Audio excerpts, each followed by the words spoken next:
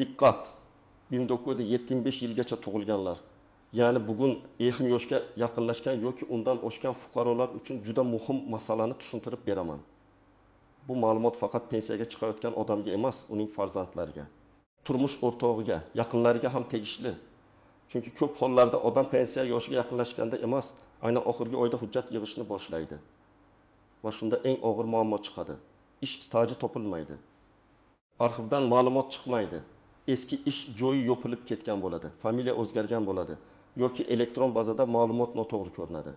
Shuning uchun bugungi videoni oxirigacha diqqat bilan eshiting. 25 avgustdan boshlab muhim tartiblar, tekshiruvlar va hujjatlarni solishtirish jarayonlari yanada jiddiy ahamiyat kasb etadi. Men sizga kimlar hozirdan harakat qilish kerak, kimlar xavotir olmasa ham bo'ladi. Qaysi hujjatlar kerak, qayerga murojaat qilish lozim va eng ko'p uchraydigan xatolar nimaligini oddiy tilda tushuntiraman. Kanalga hoziroq obuna bo'ling. Videoga like bosing va bu ma'lumotni 1975 yilgacha tug'ilgan yaqinlaringizga albatta yuboring. Avval qanday edi? Ko'pchilik odamlar ish staji masalasiga faqat pensiya yoshi kelganda e'tibor berardi. Erkak kishi pensiya yoshiga yaqinlashsa, ayol kishi ham belgilangan yoshga yetib qolsa, shundan keyin mehnat daftarchasi olinardi. Kadrlar bo'limidagi eski yozuvlar ko'rilardi. Arxivga so'rov berilardi. Agar hammasi joyida bo'lsa, pensiya tayinlash jarayoni nisbatan oson o'tardi. Lekin eski davrda ishlaganlar uchun bunday bo'lish har doim ham kafolat emas. Nega aynan 1975 yilgacha tug'ilganlar alohida e'tiborda? Chunki bu toifadagi odamlarning mehnat faoliyati ko'pincha 1910 yillar, 2000 yillarning boshlarida boshlangan. O'sha yillarda ko'p korxonalar qayta tashkil etilgan, nomi o'zgargan, ayrimlari tugatilgan, ayrimlari xususiylashtirilgan. Ba'zi joylarda hujjatlar arxivga topshirilgan, ba'zi joylarda esa to'liq topshirilmagan. Mehnat daftarchasida muhr bor, lekin muhrdagi korxona nomi hozir mavjud emas. Ishga kirgan sana yozilgan, lekin bo'shagan sana tushib qolgan. Lavozim yozilgan, lekin buyruq raqami ko'rsatilmagan. Mana shunday mayda ko'ringan nuqtalar pensiya miqdoriga ham, stajdan olinishga ham ta'sir qilishi mumkin. Endi nima o'zgaryapti? Eng muhim o'zgarish shundaki, hujjatlar faqat qo'lda ko'rib chiqiladigan masala bo'lib qolmayapti. Elektron bazalar, soliq ma'lumotlari, bandlik, arxiv, fuqarolik holati, ish haqi va stajga oid ma'lumotlar bir-biri bilan solishtiriladi. Bu yaxshi tomoni bilan qulay. Odam ortiqcha yugurmaydi. Ayrim ma'lumotlar avtomatik ko'rinadi. Lekin ikkinchi tomoni ham bor. Agar bazada xato bo'lsa, eski hujjatda bitta harf boshqacha yozilgan bo'lsa, tug'ilgan sana yoki familiyada farq bo'lsa, tizim buni nomuvofiqlik sifatida ko'rsatishi mumkin. Masalan, mehnat daftarchasida Abdullayeva deb yozilgan, pasportda esa turmushdan keyin Karimova bo'lgan. Agar nikoh guvohnomasi yoki familiya o'zgarganini tasdiqlovchi hujjat bo'lmasa, eski stajni aynan shu odamga tegishli ekanini isbotlash qiyinlashadi. Yoki 1994 yilda zavodda ishlagan odamning mehnat daftarchasida yozuv bor, lekin zavod tugatilgan va arxivga maosh vedomoslari to'liq o'tmagan. Bunday holatda ish staji bo'yicha qo'shimcha dalillar kerak bo'ladi. Endi kimlar birinchi navbatda xavotir olish kerakligini aniq aytaman. Birinchi toifa 1975 yilgacha tug'ilgan va mehnat faoliyatini 1990 yillar yoki 2000 yillarning boshida boshlaganlar. Agar siz 1992, 1995, 1998 yoki 2000 yillarda turli korxonalarda ishlagan bo'lsangiz, ayniqsa o'sha korxonalar hozir yopilgan bo'lsa, hujjatlaringizni oldindan tekshirtiring. Chunki pensiyaga chiqishdan bir oy oldin arxiv izlash juda kech bo'lishi mumkin. Ikkinchi toifa mehnat daftarchasida uzilishlar bor odamlar. Masalan, 1996 yilda ishga kirgan, 1999 yilda bo'shagan, keyin 2002 yilda boshqa joyga kirgan. Oradagi 3 yil bo'yicha hech qanday ma'lumot yo'q. Bu davrda odam norasmiy ishlagan bo'lishi mumkin, tadbirkorlik qilgan bo'lishi mumkin, bolaga qaragan bo'lishi mumkin yoki chet elga ishlashga ketgan bo'lishi mumkin. Har bir holat alohida ko'riladi. Lekin hujjat bo'lmasa, og'zaki gapning o'zi yetmaydi. Uchinchi toifa ayollar. Ayniqsa 1975 yilgacha tug'ilgan ayollarda familiya o'zgarishi, dekret ta'tili, bolani parvarishlash davri, qisqa muddatli ishlar, maktab, bog'cha, tibbiyot. Savdo yoki kolxoz tizimida ishlagan davrlar bo'yicha hujjatlarda chalkashlik ko'p uchraydi. Bir ayol misol qilib olaylik. U 1991 yilda tikuv fabrikasiga ishga kirgan. 1994 yilda turmushga chiqqan, familiyasi o'zgargan. 1995 yilda farzandli bo'lgan. 1997 yilda yana ishga qaytgan. Mehnat daftarchasida eski familiya bilan yozuv bor. Keyingi sahifada yangi familiya bilan yozuv bor. Agar nikoh guvohnomasi bo'lmasa yoki familiya o'zgargan rasmiy tasdiqlanmasa, tizim bu yozuvlarni bir odamga bog'lashda muammo ko'rsatishi mumkin. 4-toifa chet elda ishlaganlar. Agar odam bir necha yil Rossiya, Qozog'iston, Koreya yoki boshqa davlatda ishlagan bo'lsa, bu davr har doim ham avtomatik tarzda stajga qo'shilmaydi. Qaysi davlatda ishlagani, qanday shartnoma bo'lgani, badallar to'langanmi, xalqaro kelishuvlar mavjudmi? Hujjatlar tarjima qilinganmi? Notarial tasdiq bormi? Bularning hammasi ahamiyatli. Men u yerda 5 yil ishlaganman deyishning o'zi yetarli emas. Ish shartnomasi, maosh ma'lumotnomasi, sug'urta badallari. Ish beruvchi tasdiqlagan hujjatlar kerak bo'lishi mumkin. 5-toifa yakka tartibdagi tadbirkorlar va norasmiy ishlaganlar. Ko'p odamlar bozorda savdo qilgan, ustachilik qilgan, haydovchilik qilgan. Qurilishda ishlagan, lekin rasmiy ro'yxatdan o'tmagan yoki badal to'lamagan bo'lsa, bu yillarni staj sifatida tan oldirish qiyin. Masalan, bir kishi 2005 yildan 2015 yilgacha qurilishda ishlagan, lekin hech qayerda rasmiy qayd etilmagan. U amalda 10 yil mehnat qilgan, lekin huquqiy tomondan stajni tasdiqlovchi hujjat bo'lmasa, pensiya hisobida bu davr ko'rinmasligi mumkin. Kimlar unchalik xavotir olmasa ham bo'ladi. Agar sizning oxirgi 20-25 yillik ish faoliyatingiz bitta yoki ikkita rasmiy tashkilotda o'tgan bo'lsa, ish haqi rasmiy to'langan bo'lsa, soliq va ijtimoiy badallar to'langan bo'lsa, mehnat daftarchasi to'g'ri yuritilgan bo'lsa, pasport ma'lumotlaringiz, familiyangiz, tug'ilgan sanangiz hamma hujjatda bir xil bo'lsa, sizda xavf ancha kam. Lekin bu umuman tekshirmaslik kerak degani emas. Men baribir har bir odamga oldindan tekshirtirishni maslahat beraman. Chunki bitta xato ham keyin oylar davomida vaqt olishi mumkin. Rag'amni misol keltiraman. Aytaylik, bir erkak 1968 yilda tug'ilgan. U 1996 yilda armiyaga ketgan, 1998 yilda qaytgan, 1909 yilda zavodga kirgan, 1997 yilda zavod yopilgan, 1998 yildan 2010 yilgacha kichik korxonada ishlagan. 2011 yildan hozirgacha boshqa tashkilotda ishlaydi. Qog'ozda qaraganda staj yaxshi 3 yildan oshadi. Lekin zavoddagi tekinsiz yil arxiv bilan tasdiqlanmasa, kichik korxonadagi 12 yil bo'yicha badallar ko'rinmasa, pensiya hisobida katta farq paydo bo'lishi mumkin. Bu farq faqat staj yili emas, pensiya miqdoriga ham ta'sir qiladi. Yana bir misol. 1972 yilda tug'ilgan ayol 1990 yilda maktabda laborant bo'lib ishlagan. 1990 yilda turmushga chiqqan, 1994 va 1997 yillarda farzandli bo'lgan, 2000 yilda bog'chaga ishga kirgan, 2010 yildan klinikada ishlagan. Uning hujjatlarida 3 xil muammo bo'lishi mumkin. Familiya o'zgarishi, bolani parvarishlash davri, eski ish joylarining arxiv ma'lumotlari. Agar bular oldindan tartibga solinsa, pensiya tayinlash paytida jarayon ancha yengil o'tadi. Agar oxirgi paytga qoldirilsa, arxiv javobi kelguncha vaqt ketadi. Ba'zan esa qayta so'rov yuborishga to'g'ri keladi. Endi eng muhim nozik jihatlarga o'tamiz. Birinchi noziklik, mehnat daftarchasi borlik har doim ham yetarli emas. Mehnat daftarchasi asosiy hujjatlardan biri. Lekin undagi yozuvlar to'g'ri rasmiylashtirilgan bo'lishi kerak. Ishga qabul qilingan sana, buyruq raqami, lavozim, tashkilot nomi, bo'shatilgan sana. Muhr va mas'ul shaxs imzosi aniq bo'lishi kerak. Agar muhr o'qilmasa, sana xiralashgan bo'lsa, sahifa yirtilgan bo'lsa yoki yozuv boshqa siyoh bilan tuzatilgan bo'lsa, qo'shimcha tasdiq so'ralishi mumkin. Ikkinchi noziklik, korxona nomi o'zgargan bo'lsa, ishchilik kerak. Masalan, avval inson qurilish boshqarmasi bo'lgan, keyin qurilish servis bo'lgan, keyin boshqa nom bilan ro'yxatdan o'tgan. Hujjatlarda bu o'zgarishlar ko'rsatilmasa, arxivdan aynan qaysi tashkilot bo'yicha ma'lumot so'rash kerakligi chalkashadi. Shu sababli eski ish joyingiz nomini eslasangiz, faqat umumiy nomini emas, manzilini, rahbarini, qaysi tumanda bo'lganini, taxminiy yillarni ham yozib qo'ying. 3-noziklik, ish haqi ma'lumotlari. Pensiya hisobida faqat staj emas, ayrim hollarda ish haqi ma'lumotlari ham muhim bo'ladi.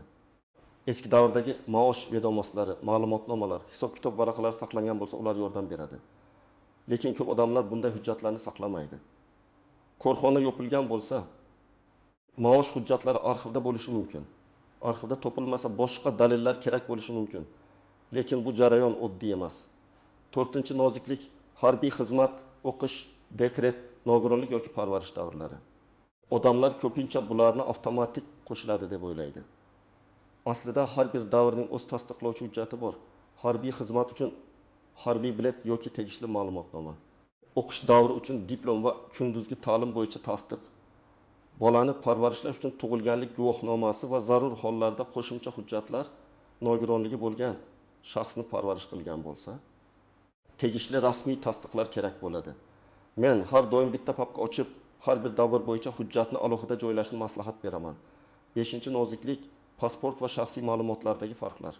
Ism, familiya, otasining ismi, tug'ilgan sana, tug'ilgan joy, hatto bitta harf farqi ham muammo bo'lishi mumkin. Masalan, bir hujjatda Gulnora, boshqasida Gulnoza yozilgan bo'lsa, bu oddiy xato emas, huquqiy nomuvofiqlik. Bunday holatda FHD yo organlaridan ma'lumotnoma olish, hujjatni tuzatish yoki sud tartibida faktni belgilash talab qilinishi mumkin. Shuning uchun hujjatlarni ko'rayotganda mazmuni tushunarli-ku deb o'tib ketmang. Rasmiy tizim uchun harf ham muhim. 6-noziklik arxiv javobining muddati. Ko'pchilik arxivga murojaat qilsa, ertasi kuni javob keladi deb o'ylaydi. Amalda eski hujjatlarni qidirish vaqti oladi. Ayniqsa korxona tugatilgan hujjatlar boshqa tumanga o'tgan, nomi o'zgargan yoki ma'lumotlar to'liq bo'lmagan bo'lsa, javob uzoqroq cho'zilishi mumkin. Shu sababli men 1975 yilgacha tug'ilganlarga pensiya yoshi kelishini kutmasdan, kamida bir necha yil oldin staj hujjatlarini tekshirishni maslahat beraman. 7-noziklik tanish orqali hal qilaman degan xato fikr. Hozir ma'lumotlar elektron bazalar bilan solishtirgani uchun hujjatsiz davrni oddiy gap bilan qo'shib qo'yish mumkin emas. Agar hujjat yo'q bo'lsa, qonuniy yo'l bilan dalil topish kerak. Bu arxiv, ish beruvchi, sud, FHDYO, soliq yoki boshqa rasmiy manbalar orqali bo'lishi mumkin. Noqonuniy yo'l bilan hujjat yasash esa keyinchalik jiddiy muammoga olib keladi. 8-noziklik pensiya miqdoriga ta'sir. Odamlar ko'pincha asosiy narsa pensiyaga chiqish miqdori keyin ko'riladi deydi. Asli tajning har bir yili ish haqi bo'yicha ma'lumot, rasmiy to'lovlar va tasdiqlangan davrlar yakuniy hisob-kitobga ta'sir qilishi mumkin. Agar 5 yil staj tasdiqlanmasa, bu faqat raqam emas, har oy olinadigan mablag'da farq bo'lishi mumkin. Bir oyda farq kichik ko'rinsa ham, 1 yil, 5 yil, 10 yil davomida katta summaga aylanadi. Endi nima qilish kerakligini aniq bosqichma-bosqich aytaman. Birinchi qadam barcha hujjatlaringizni yig'ing. Pasport yoki ID karta, mehnat daftarchasi, diplom, harbiy bilet, nikoh guvohnomasi, ajrim guvohnomasi. Farzandlarning tug'ilganlik guvohnomalari, familiya o'zgargan bo'lsa tegishli hujjatlar, eski ish joylaridan olingan ma'lumotnomalar, maosh bo'yicha hujjatlar, shartnomalar, buyruq nusxalari bo'lsa, hammasini bitta joyga to'plang. Ikkinchi qadam, mehnat daftarchasini sayfa-sayfa tekshiring. Har bir ish joyi bo'yicha ishga kirgansizlar bormi, bo'shagansilar bormi, buyruq raqami yozilganmi, muhr bormi, lavozim ko'rsatilganmi, tashkilot nomi to'liq yozilganmi, shularni ko'ring. Agar biror davr tushib qolgan bo'lsa, uni alohida daftar yoki varaqda yozing. Masalan, 1933 yil martdan 1936 yil iyungacha falon zavodda ishlaganman. Hujjat kerak. Shunda qayerdan izlash kerakligi aniq bo'ladi. 3-qo'ygada yashash joyingizdagi pensiya jamg'armasi bo'limiga yoki davlat xizmatlari markaziga murojaat qiling. Maqsadingizni aniq ayting. Men pensiya yoshiga yaqinlashyapman. Ish stajim va hujjatlarimni oldindan tekshirtirmoqchiman. Agar elektron xizmatlar orqali tekshirish imkoniyati bo'lsa, undan foydalaning. Lekin katta yoshdagi odamlar uchun yaqinlari yordam berishi juda muhim. Chunki ayrim ma'lumotlarni elektron tizimdan ko'rish, ariza yuborish yoki javobni kuzatish kerak bo'ladi. 4-qadam, arxivga so'rov tayyorlang. Arxivga murojaat qilganda ishlaganman, topib bering deb umumiy yozish yetarli bo'lmasligi mumkin. Iloji boricha aniq yozing. Tashkilot nomi, manzili, qaysi yillarda ishlaganingiz, lavozimingiz, bo'limingiz, o'sha paytdagi familiyangiz, tug'ilgan sanangiz. Agar bilsangiz buyruq raqami. Masalan, men Karimova Dilbar Sobirovna 1992 yil sentabrdan 1998 yil maygacha Toshkent viloyati Chirchiq shahridagi falon korxonada tikuvchi lavozimida ishlaganman. Ish staji va ish haqi bo'yicha arxiv ma'lumotnomasi berishingizni so'rayman. Mana shunday aniq ariza natija berish ehtimolini oshiradi. 5-qadam familiya va ism o'zgarishlarini tartibga soling. Agar ayol kishi turmushga chiqqan bo'lsa, nikoh guvohnomasi kerak. Agar ajrashgandan keyin familiyasi qaytgan bo'lsa, ajrim hujjati kerak. Agar ism yoki familiyada xato bo'lsa, FSHD organiga murojaat qilib, hujjatlarni solishtiring. Hujjatlar bir-biriga mos kelmasa, pensiya jarayonida bu muammo baribir chiqadi. Uni hozir hal qilgan yaxshi. 6-qadam, norasmiy ishlagan davrlarni real baholang. Agar siz biror joyda shunchaki og'zaki kelishuv bilan ishlagan bo'lsangiz, ish beruvchi sizni rasmiylashtirmagan bo'lsa, bu davrni stajga kiritish oson bo'lmaydi. Lekin qo'lingizda shartnoma, to'lov kvitansiyasi, soliq to'lovi, guvohnoma yoki rasmiy dalil bo'lsa, uni saqlang. Yoki tartibdagi tadbirkor bo'lgan bo'lsangiz, ro'yxatdan o'tganingiz, faoliyat davringiz va to'lovlaringiz bo'yicha ma'lumotlarni oling. 7-qadam. Chet eldagi ish davrini alohida tekshiring. Qaysi davlatda ishlagansiz, rasmiy shartnoma bo'lganmi? Ish beruvchi hujjat berganmi? O'sha hujjat tarjima qilinganmi? Notarial tasdiq bormi? Shularni aniqlang. Chet el hujjatlarida ism lotin, kiril yoki boshqa shaklida yozilgan bo'lishi mumkin. Pasportdagi yozuv bilan farq bo'lsa, oldindan tuzatish yoki izoh talab qilinishi mumkin. 8-qadam. Hujjatlarni nusxalab, raqamli shaklda saqlang. Har bir muhim hujjatni telefon bilan aniq rasmga oling yoki skaner qiling. Lekin asl nusxani yo'qotmang. Mehnat daftarchasi, tug'ilganlik guvohnomasi, nikoh guvohnomasi, harbiy bilet kabi hujjatlar asl holatda saqlanishi kerak. Ularni oddiy paketda emas, alohida papkada, namlik va yirtilishdan himoyalangan joyda saqlang. 9-qadam, agar rad javobi kelsa, darrov taslim bo'lmang. Ba'zan birinchi arxiv javobida ma'lumot topilmadi deyiladi. Bu har doim ham hujjat umuman yo'q degani emas. Balki noto'g'ri tashkilot nomi bilan so'rov berilgandir. Yillar noto'g'ri ko'rsatilgandir. Korxona boshqa arxivga topshirilgandir. Bunday paytda qayta aniqlashtirish, boshqa arxivga murojaat qilish, eski hamkasblardan ma'lumot olish.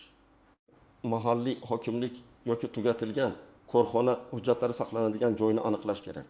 10-qadam, murakkab holatda huquqshunos bilan maslahat qiling. Ayniqsa staj tan olinmayotgan bo'lsa. Hujjatlarda ism familiya farqi bo'lsa, arxiv topilmasa, sud orqali yuridik faktni belgilash zarur bo'lishi mumkin. Bunday ishda ariza, dalillar, guvohlar, arxiv javoblari va boshqa hujjatlar to'g'ri tayyorlanishi kerak. Oddiy xato sababli ish cho'zilib ketmasligi uchun mutaxassis maslahati foydali bo'ladi. Xulosa qilib aytaman, 1975 yilgacha tug'ilganlar uchun eng katta xavf pensiya yoshiga yetish emas, hujjatlarning tayyor emasligidir. 25 avgustdan keyingi jarayonlarda ma'lumotlarni elektron solishtirish, staj va shaxsiy hujjatlarni aniqlashtirish yanada muhim bo'ladi. Kimning hujjati tartibli bo'lsa, u xotirjamroq bo'ladi. Kimda eski ish joylari, familiya o'zgarishi, arxiv muammosi, chet eldagi ish davri yoki norasmiy mehnat bo'lsa, hozirdan harakat qilish kerak. Men ekspert sifatida sizga eng asosiy tavsiyani beraman. Kutmang. Bugun papkangizni oching. Mehnat daftarchangizni tekshiring. Yetishmayotgan davrlarni yozib chiqing. Pensiya jamg'armasi, davlat xizmatlari markazi yoki arxiv orqali ma'lumotlarni aniqlashtiring. Bu ish bir kunda bitmasligi mumkin, lekin hozir boshlasangiz, ertaga katta muammoning oldini olasiz. Sizning oilangizda 1975 yilgacha tug'ilgan yaqinlaringiz bormi? Ularning hujjatlari tayyormi yoki hali tekshirilmaganmi? Fikringizni izohlarda yozib qoldiring. Videoga like bosing, kanalga obuna bo'ling va bu ma'lumotni ota-onangiz, aka-opalaringiz, qarindoshlaringiz va qo'shnilaringizga yuboring. Chunki bitta vaqtida berilgan xabar odamning yillab yig'gan mehnatini himoya qilib qolishi mumkin.